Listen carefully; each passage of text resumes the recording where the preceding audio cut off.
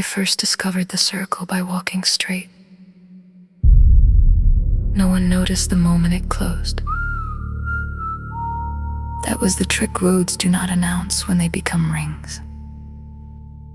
They simply continue agreeing with your direction until direction grows tired and folds back on itself. At the center of the city, carved into stone older than maps, there was a circle with no inscription, no beginning, no arrow. Only a groove worn smooth by centuries of certainty. People stepped into it instinctively, believing it to be a plaza, a forum, a place where answers waited. They walked. Each revolution felt productive. On the first pass, they spoke of origins.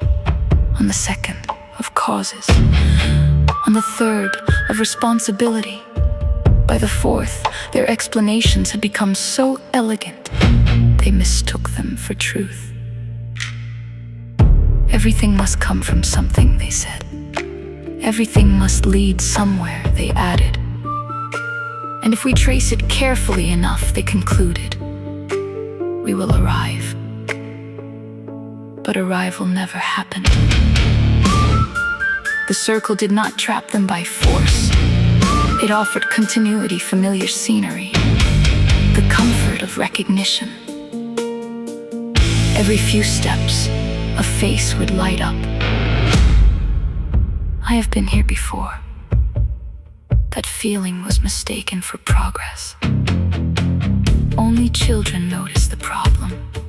They asked why the statue always appeared after the fountain, why the shadow fell at the same angle, why the story sounded finished, yet continued. Adults corrected them gently and pointed to the smoothness of the stone as evidence of success. Look how well-traveled this path is, they said. Look how many have agreed.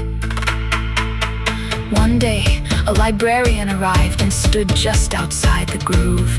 She did not step in. She observed the walkers complete their arcs. She listened as their explanations moved through confidence, doubt, refinement, and confidence again. She noted how each person believed they were closest to understanding just before passing the place they had begun. When asked why she would not join, she answered plainly, it is not infinite because it has no end. It is infinite because it refuses interruption.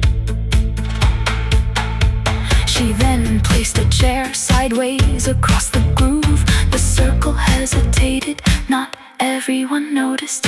Many stepped over the chair, mildly inconvenienced. A few paused. A few experienced something unfamiliar, stopping without failure, standing still without falling behind. Silence. In that silence, causality loosened. Events stopped, requiring explanation. Time ceased its insistence on direction. The need to arrive dissolved, replaced by the simple fact of being present. The circle remained. It was never destroyed. Circles are useful. They teach rhythm, return, memory. But from that day forward, a small gap remained in the stone.